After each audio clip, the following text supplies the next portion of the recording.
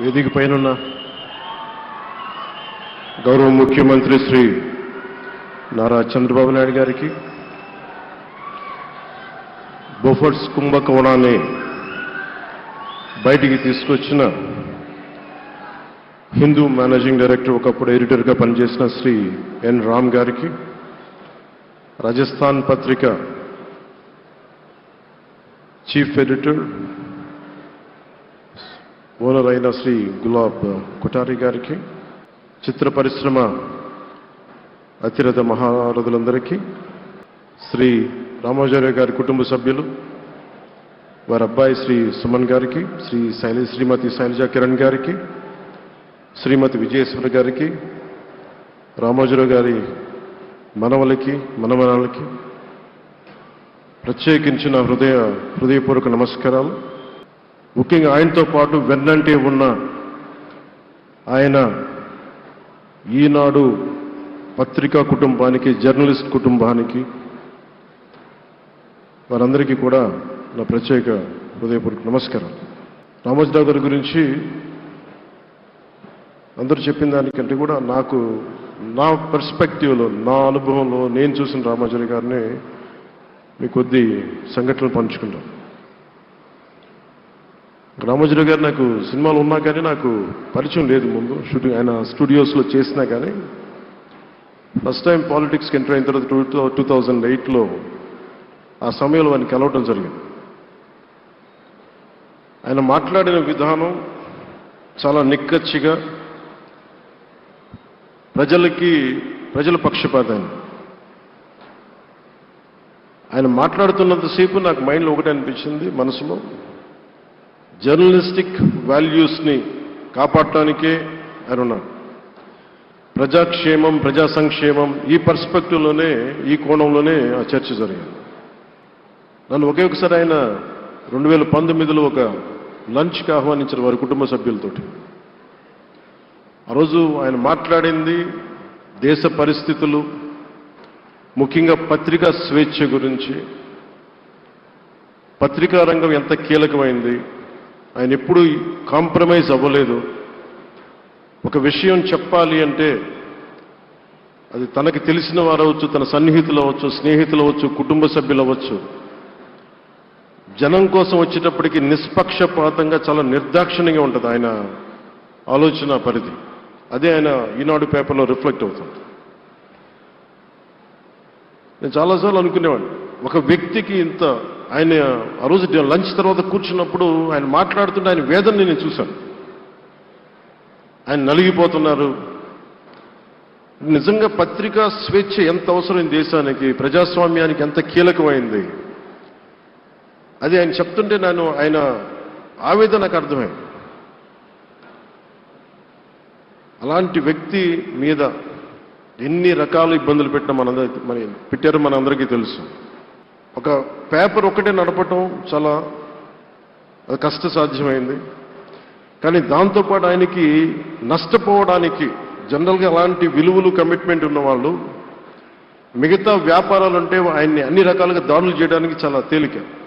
అలాంటి దాడుల్ని తట్టుకుంటూ as a journalist ఆయన uncompromising attitude, uncompromising Waller, అవన్నీ ఆయన్ని నాకు చూస్తే చాలా చాలా ఆనందం వేసింది. ఆయన ఒకటే చెప్పారు నాకు, your upcoming political leader, I wish you all the best. నీ జీవితంలో నువ్వు కాంప్రమైజ్ అవ్వకు, what ever you believe in, నువ్వు ఏదైతే నమ్ముతావో దాన్ని త్రికరణ శుద్ధిగా చేయని చెప్పి ఆయన చెప్పింది నేను ఈ రోజుకి మర్చిపోలేను. అలాంటి మహానుభావుడు సంస్మరణ సభకి నేను ఈరోజు ఇక్కడికి రావటం ఆంధ్రప్రదేశ్ ప్రభుత్వం భాగంగా నాకు నిజంగా చాలా ఆనందంగా ఉంది. రైట్ టు ఇన్ఫర్మేషన్ యాక్ట్ దారిలో చూస్తూ ఉంటుంది దాకా ఎగ్జిబిషన్లో 2008 రైట్ టు ఇన్ఫర్మేషన్ యాక్ట్లో ప్రజలకు ప్రతిదీ తెలియాలి, ప్రభుత్వంలో ఏం జరుగుతుంది, ప్రభుత్వం ఏం తీరుతెన్నులు ఎలా ఉంది అని. దానికోసం ఆయన అందరినీ కలిపి ఆంధ్రప్రదేశ్లో, ప్రత్యేకించి ఉమ్మడి ఆంధ్రప్రదేశ్లో ఆయన ఒక ఉద్యమకర్తగా కూడా వ్యవహరించారు. ఒక ఆర్టీఐ లాంటి థాట్ ప్రాసెస్ ఉండాలి అంటే ఒకటే ఉంటుంది, ఇది ఏమి జరిగినా ప్రజలకి తెలియాలి. ప్రభుత్వంలో ఉన్న రాజకీయ వ్యవస్థ ఏమి చేసినా ప్రజలకి తెలియాలి, వారికి అండగా ఉండాలని చెప్పి ఆయన చేసిన ఈ యజ్ఞం చాలా జటిలమైంది, చాలా కష్టమైంది. పత్రికా రంగంలో విస్తరించిందే కాకుండా సినిమా నిర్మాణ రంగంలో కానీ, స్టూడియోస్ కానీ, హోటలియర్గా కానీ ఇవన్నీ చాలా చేసి ఉండొచ్చు. కానీ ఆయన క్రక్స్ ఆఫ్ రామోజీరావు గారిది మోస్ట్ ఇన్స్పిరేషనల్ జర్నలిస్ట్. ఇందాక కొల్లూరు పార్థసారథి గారు చెప్పిన, ఇందాక అమరావతి నుంచి ఎమ్మెల్యే గారు మాట్లాడినా కానీ, పార్థసారథి గారు చెప్పినా కానీ ఆయనకి ఖచ్చితంగా ఒక విగ్రహం పెట్టాలని. ఎందుకంటే జర్నలిస్ట్ విలువల్ని కాపాడి ఆయన ఎందుకు ఇన్స్పిరేషన్ అంటే ఎన్ని కష్ట నష్టాలు వచ్చినా, ఒక జర్నలిస్ట్గా ఉండటం వేరు, ఒక పత్రికాధిపతిగా ఉండి అన్ని ఒడిదుడుకులు ఎదుర్కొని ఆయన కుటుంబాన్నంతా బెదిరించినా కానీ, ఏమి చేసినా కానీ జనరల్గా కుటుంబ సభ్యులు కష్టం వస్తే నలిగిపోతాం. కానీ అది కూడా దాటుకొని నేను నా జర్నలిస్ట్ వాల్యూస్ నేను కాంప్రమైజ్ అవును, ఏదైతే జరగనని చెప్పి ఆయన కూర్చోబెట్టి at the cost of his family members also he vent ahead and uphold the journalistic values. వారికి దానికి చాలా చాలా సాహసంగా నాకు చాలా ఆనందం వేసింది. ఆయన ఆఖర్లు ఎలక్షన్ రిజల్ట్స్ వస్తాయి, ఎప్పుడు వస్తాయి వీటన్నిటి అనుకున్న టైంలో నేను ఒకటి అనుకున్నాను, ఆయన ఆరోగ్యం క్షీణిస్తూ ఉంది, బాగుండు, ఆయన ఈ విజయ వార్త వింటారా లేదా అనేది నేను ఒకటి ఆలోచిస్తూ ఉన్నాను.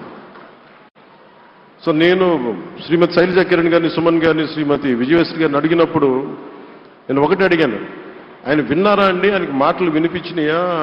అందరు చెప్తారు ఆయన వినిపించట్లేదంటే, లేదు, చాలా ఒక 24 గంటలు ఆ విజయాన్ని దశాబ్దం పాటు నలిగారు, దశాబ్దన్నర పాటు నలిగి ఆయన్ని నలిగిన తర్వాత ఆయన అలాంటి వ్యక్తి విజయ వార్త వినకపోతే అక్షోభిస్తుందేమో ఆత్మని అనిపించేది. కానీ విజయ వార్త వినే ఆయన పరమదించారు.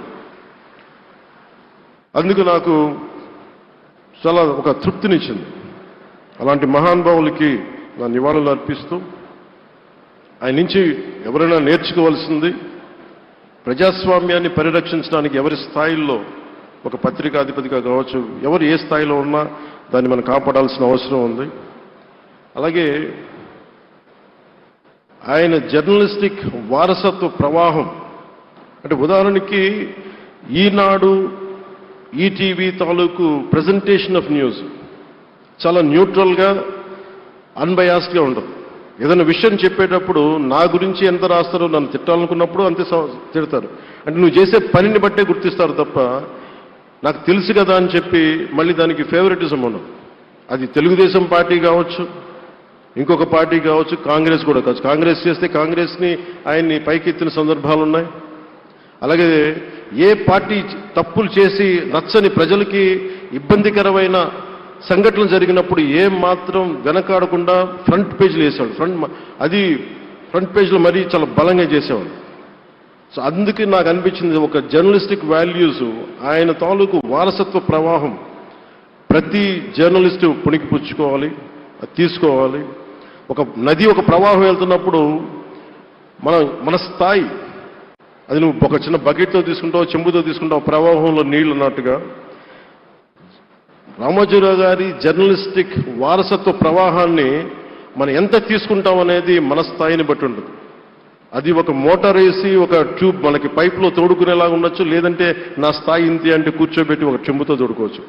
అలాంటి అపరిమితమైన ప్రవాహం, ఆగని ప్రవాహం, ఉధృతమైన రామోజీరావు గారి జర్నలిస్ట్ వారసత్వ ప్రవాహం ఈ రాష్ట్ర ప్రజలందరూ కూడా, తెలుగు ప్రజలందరూ కూడా దాని నుంచి మనకి ఒక స్ఫూర్తిని తీసుకోవాలని మనస్ఫూర్తిగా కోరుకుంటూ, నాకు అవకాశాన్ని ఇచ్చిన నా సహచర మంత్రివర్యులందరికీ, ఇక్కడికి వచ్చిన ప్రత్యేక ఆహ్వానితులుగా వచ్చిన జర్నలిస్ట్ పెద్దలందరికీ, పత్రికా ప్రతినిధులందరికీ, ఇక్కడికి వచ్చిన అతిథులందరికీ, విశిష్ట అతిథులందరికీ ప్రత్యేకమైన ధన్యవాదాలు తెలియజేసుకుంటూ, కృతజ్ఞతలు తెలియజేసుకుంటూ సెలవు తీసుకున్నాను. జై హింద్. సుమన్ టీవీలో మీ పర్సనల్ అండ్ బిజినెస్ ప్రమోషన్స్ కోసం కింది నెంబర్కి కాంటాక్ట్ చేయండి.